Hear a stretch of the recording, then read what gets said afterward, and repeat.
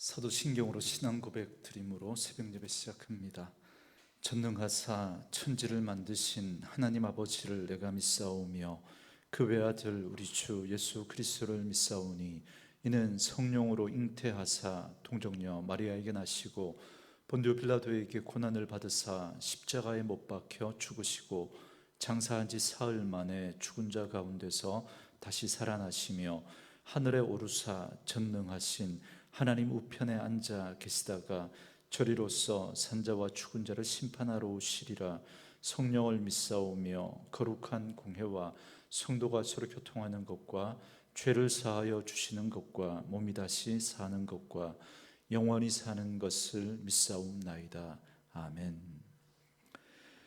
이 아침에 우리에게 주시는 하나님의 말씀은 사무엘상 12장 1절에서 15절 말씀까지입니다.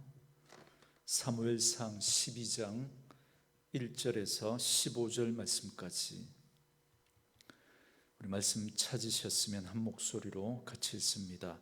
사무엘이 온 이스라엘에게 이르되 보라, 너희가 내게 한 말을 내가 다 듣고 너희 위에 왕을 세웠더니 이제 왕이 너희 앞에 출입하느니라. 보라, 나는 늙어 머리가 휘어졌고 내 아들들도 너희와 함께 있느니라. 내가 어려서부터 오늘까지 너희 앞에 출입하였거니와 내가 여기 있나니 여호와 앞과 그의 기름 부음을 받은 자 앞에서 내게 대하여 증언하라. 내가 누구의 소를 빼앗았느냐, 누구의 나귀를 빼앗았느냐, 누구를 속였느냐, 누구를 압제하였느냐, 내 눈을 흐리게 하는 뇌물을 누구의 손에서 받았느냐. 그리하였으면 내가 그것을 너희에게 갚으리라 하니 그들이 이르되 당신이 우리를 속이지 아니하였고 압제하지 아니하였고 누구의 손에서든지 아무것도 빼앗은 것이 없나이다 하니라. 사무엘이 백성에게 이르되 너희가 내 손에서 아무것도 찾아낸 것이 없음을 여호와께서 너희에게 대하여 증언하시며 그의 기름 부음을 받은 자도 오늘 증언하느니라 하니 그들이 이르되 그가 증언하시나이다 하니라. 사무엘이 백성에게 이르되 모세와 아론을 세우시며 너희 조상들을 애굽 땅에서 인도하여 내신 이는 여호와이시니 그런즉 가만히 서 있으라.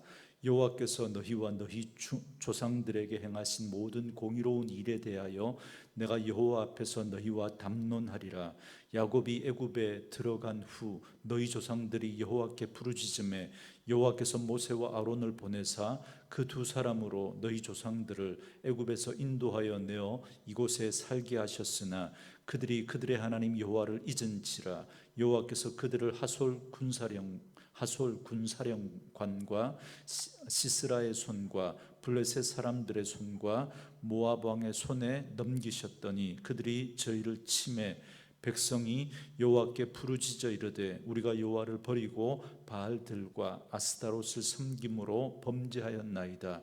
그러하오나 이제 우리를 원수들의 손에서 건져내소서. 그리하시면 우리가 주를 섬기겠나이다 하매 여호와께서 여룻바알과 베단과 입다와 나 사무엘을 보내사 너희를 너희 사방 원수의 손에서 건져내사 너희에게 안전하게 살게 하셨거늘 너희가 암몬 자손의 왕 나하스가 너희를 치러 옴을 보고 너희의 하나님 여호와께서는 너희의 왕이 되심에도 불구하고 너희가 내게 이르기를 아니라 우리를 다스릴 왕이 있어야 하겠다 하였도다. 이제 너희가 구한 왕 너희가 택한 왕을 보라. 여호와께서 너희 위에 왕을 세우셨느니라. 너희가 만일 여호와를 경외하여 그를 섬기며 그의 목소리를 듣고 여호와의 명령을 거역하지 아니하며 또 너희와 너희를 다스리는 왕이 너희의 하나님 여호와를 따르면 좋겠지만은 너희가 만일 여호와의 목소리를 듣지 아니하고 여호와의 명령을 거역하면 여호와의 손이 너희의 조상들을 치신 것 같이 너희를 치실 것이라. 아멘. 오늘은 함께 읽으신 사무엘상 12장 1절에서 15절 말씀을 중심으로 변함없이 왕이신 하나님이라는 제목의 말씀으로 잠시 은혜를 나누겠습니다.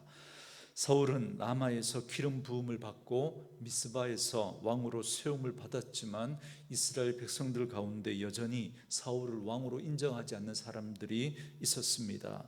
그러나 하나님께서 허락하신 암몬과의 전쟁을 통해서 사울이 그 전쟁을 승리로 이끌므로 말미암아 이제 명실상부한 이스라엘의 왕으로 세워지게 됩니다. 그러니까 사사 시대는 막을 내리게 되고 이제 왕정 시대가 시작이 된 겁니다. 그렇기 때문에 이제 사무엘은 사사 시대의 마지막 사사로서 자신의 정치적인 권한을 사울에게 위임하고 자신은 사사직에서 물러나게 됩니다. 물론 선지자로서 그리고 또 제사장으로서의 역할은 계속하게 됩니다. 그래서 오늘 본문 말씀은 왕을 세우신 하나님의 뜻을 존중하며 사사로서 자신의 모든 권한을 내려놓고 물러나면서 온 이스라엘 백성들을 모아놓고 마지막으로 이스라엘 백성들에게 당부하는 사무엘의 고별사와도 같은 말씀이라고 할 수 있겠습니다. 사무엘은 그 자리에서 하나님과 이스라엘 앞에서 자신이 살아왔던 삶을 고백합니다. 뿐만 아니라 이스라엘을 향한 하나님의 신실하심과 그리고 이스라엘이 그토록 원했던 왕을 소개합니다. 그런데 우리는 이 사무엘의 고별사를 통해서 두 가지 상반된 모습을 보게 되는데요. 그것은 바로 하나님의 신실하심과 그리고 이스라엘 백성들의 죄악된 모습입니다. 먼저 1절부터 3절 말씀해 보시면 사무엘은 온 이스라엘 백성들을 모으고 먼저 그 앞에서 자신의 신상 발언을 합니다. 어려서부터 시작된 자신의 사사로서 그리고 선지자로서의 사역을 그들 앞에 내려놓고 판단할 것을 요청합니다. 그래서 3절 말씀해 보시면 내가 여기 있나니 여호와 앞과 그의 기름 부음을 받은 자 앞에서 내게 대하여 증언하라. 내가 누구의 소를 빼앗았느냐, 누구의 나귀를 빼앗았느냐, 누구를 속였느냐, 누구를 압제하였느냐, 내 눈을 흐리게 하는 뇌물을 누구의 손에서 받았느냐, 그리하였으면 내가 그것을 너희에게 갚으리라 하니. 그럽니다. 그러니까 자신이 사역하면서 혹시나 잘못된 일이나 굽은 일은 없었는지 돌아보라고 말합니다. 그리고 만약에 잘못된 일이 있었다면 다 갚을 것이다 라고 서약을 합니다.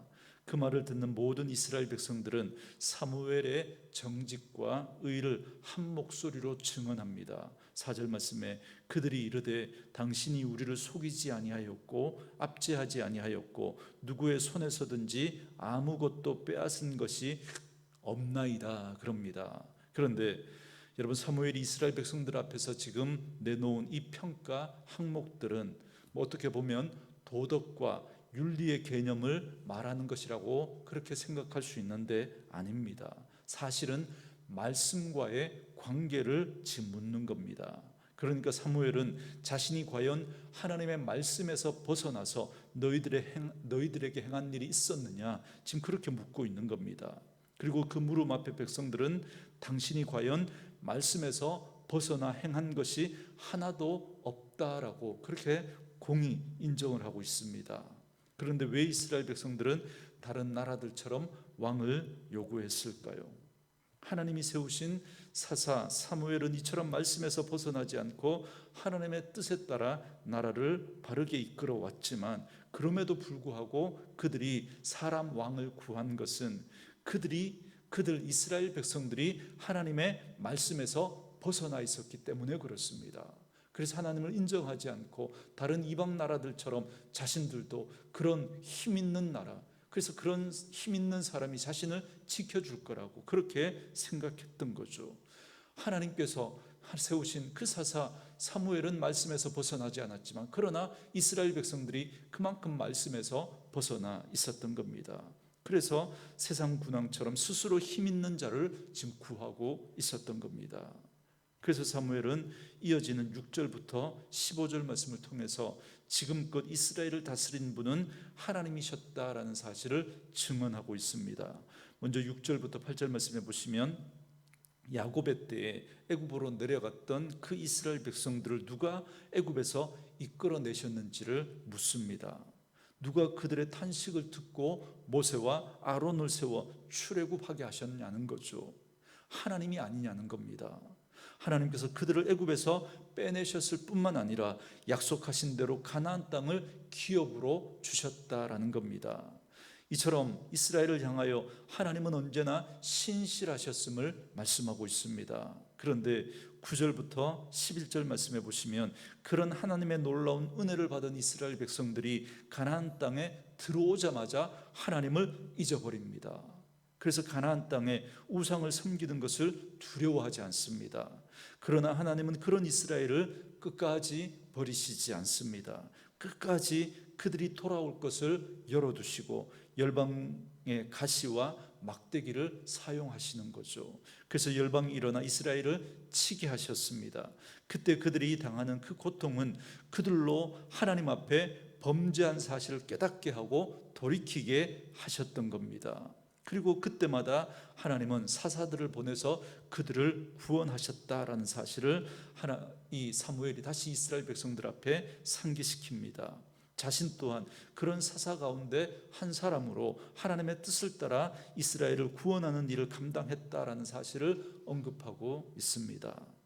그러나 이스라엘 백성들은 암몬 족속이 쳐들어와서 위협하는 그 상황 앞에서 곧장 사람 왕을 구합니다. 이스라엘의 진짜 왕이신 하나님이 엄연히 살아계심에도 불구하고 그들은 그 하나님을 인정하지 않았던 거죠. 그리고 그들은 사람 왕을 요구했던 겁니다. 이건 그들의 불신앙이고 이건 그들의 잘못된 모습이지만 그럼에도 불구하고 하나님께서는 그들의 요구대로 사람 왕을 허락하십니다. 그렇게 해서 이스라엘의 첫 번째 왕으로 세워지게 되는 자가 바로 사울 왕이었습니다. 그러나 그렇게 사람 왕을 세웠지만 그를 왕으로 세운 이스라엘의 진짜 왕은 바로 하나님이라는 사실을 늘 기억하고 잊지 말아야 할 것을 사무엘은 말씀하고 있습니다. 그래서 사무엘은 14절에서 사울과 이스라엘 백성들에게 하나님과의 관계를 두고 천명합니다. 비록 그들의 뜻을 따라 왕을 세워주셨지만 이스라엘의 진짜 왕은 오직 여호와 하나님 한 분밖에 없다는 사실을 분명히 하고 있습니다. 그러므로 사울 왕도 이스라엘 백성도 하나님의 말씀을 따라야만 한다라는 것입니다. 하나님을 경외하고 그를 섬기며 그의 말씀만을 듣고 순종해야 할 것을 말씀하고 있습니다. 이스라엘의 왕은 여호와 하나님이라는 겁니다. 그래서 왕도 이스라엘 백성도 그 하나님을 경외하고 그 하나님의 말씀에 순종해야 할 것을 말씀합니다. 그러나 만약에 그렇지 않으면 15절 말씀에 이렇게 말씀합니다. 너희가 만일 여호와의 목소리를 듣지 아니하고 여호와의 명령을 거역하면 여호와의 손이 너희의 조상들을 치신 것 같이 너희를 치실 것이라 라고 말씀하시면서 하나님께서 그들의 조상들을 치신 것처럼 그들을 치실 거라고 엄중하게 경고하고 있습니다. 저는 오늘 이 사무엘의 마지막 은퇴를 보면서 끝이 아름다운 인생을 산 이 사무엘의 모습이 너무 귀하고 너무 멋지다라는 생각을 하게 됩니다. 모름지기 시작과 중간과 과정도 중요하지만 무엇보다 마무리를 어떻게 하느냐는 더더욱 중요합니다. 여러분 야구 경기를 보더라도 8회까지 아무리 경기를 잘 이끌어왔고 이긴 경기를 해왔어도 9회에 마무리 투수가 올라와서 그냥 경기를 망치면 그 경기는 치게 됩니다. 평생을 멋지게 살았는데 그런데 마지막이 추해서 지금까지 쌓아왔던 모든 것이 다 한순간에 엉망이 되는 그런 모습들을 우리가 얼마나 많이 봅니까? 멋진 마무리를 하기 위해서는 때를 아는 지혜가 필요하다라는 생각을 합니다. 사무엘은 왕정 제도 자체를 반대했던 사람입니다. 누구보다 그 왕정 제도 자체를 원하지 않았던 사람이 사무엘입니다. 그리고 그건 사사로 있던 자신에게 있어서 자신의 이해관계와 가장 직접적으로 여러분 그렇게 이해관계가 상충되는 그런 사람 아닙니까?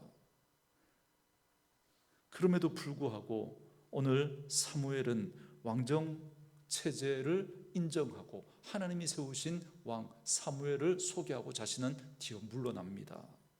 물론 왕정 체제 자체가 나쁜 것은 아닙니다. 하나님도 이스라엘의 그 왕을 세우실 것을 신명기에 세우실 것을 미리 하나님이 말씀해 주셨습니다. 그러나 중요한 건 그 체제가 사사체제건 왕정체제건 중요한 건 시스템이 아니라 사람입니다. 사람. 시스템보다 중요한 건 그것을 요구하는 그 사람의 동기와 마음인 거죠. 그런 점에서 이스라엘 백성들이 왕정체제를 요구했던 건 다른 이방 나라들처럼 되고 싶었던 잘못된 동기와 잘못된 욕심, 잘못된 마음에 있었던 겁니다. 그러나 사무엘은 그런 잘못된 요구조차도 거기에 하나님의 허락하심이 있었음을 알고 자신의 뜻을 포기합니다. 그리고 사무엘은 물러납니다. 저는 이런 사무엘의 모습이 너무너무 귀하다라는 생각을 다시 한번 하게 됩니다. 그는 알았던 거죠. 나설 때가 있고 물러설 때가 있다는 것을, 일할 때가 있고 그만둘 때가 있다는 것을, 자신이 해야 될 때가 있고 물러서서 다른 사람이 하도록 해야 하는 그때가 있다는 사실을 사무엘은 알고 있었던 겁니다.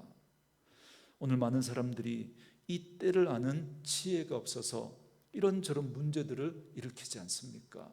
물러나야 할 때 물러나지 않고 고집하다가 결국 추한 모습으로 그렇게 물러설 수밖에 없는 그런 모습들 얼마나 많이 봅니까? 오늘 우리는 지금 어떤 때에 있습니까? 오늘 하나님께 기도할 때 이런 때를 아는 지혜를 달라고 기도하면 어떨까요?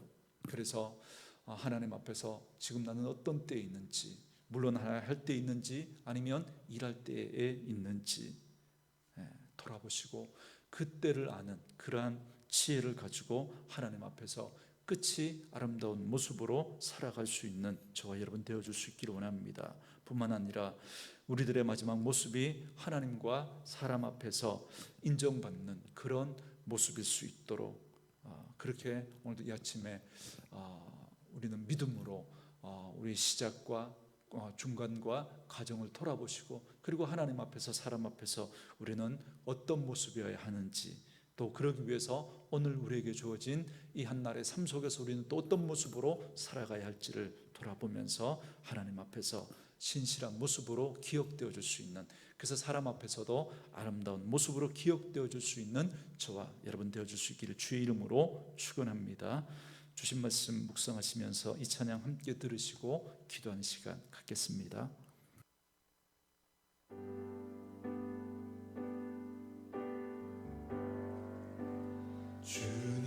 주님은 진실하고 항상 거기 계시네.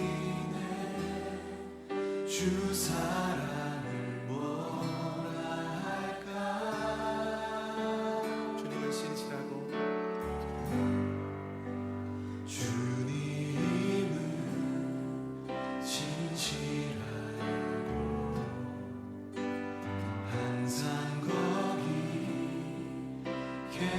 계시네. 주 사랑을 뭐라 할까.